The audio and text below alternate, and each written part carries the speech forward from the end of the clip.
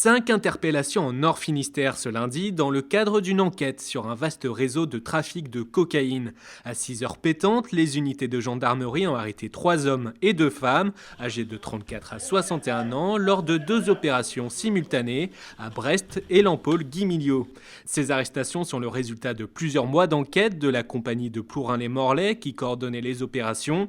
Le réseau de trafiquants de cocaïne est notamment soupçonné de s'étendre de la Bretagne à la Guyane et au Suriname. Choc frontal et mortel ce lundi matin entre un poids lourd et une Peugeot 207 sur la RN 164 au niveau de Guerlédan dans les Côtes-d'Armor. La violence de l'accident n'a laissé aucune chance au jeune automobiliste.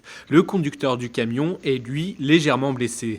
Le transporteur de fûts de bière a terminé sa course dans un chemin. L'enquête des gendarmes est en cours.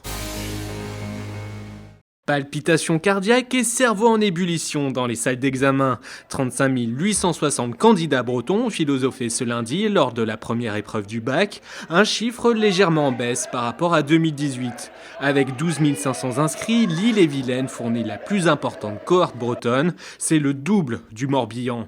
Enfin, encore une fois, il n'y a pas d'âge pour passer son bac, le plus jeune candidat breton a 13 ans et le doyen 67 ans. Levé aux aurores et cérémonie au drapeau. Ce lundi à Vannes, c'était le jour J pour 97 jeunes volontaires mobilisés pour leur premier jour de service national universel. Au programme de ces 2 prochaines semaines, stage de cohésion à Quiberon, code de la route ou encore le module défense et mémoire. Expérimenté dans 13 départements, le service national universel vise à être généralisé dans toute la France.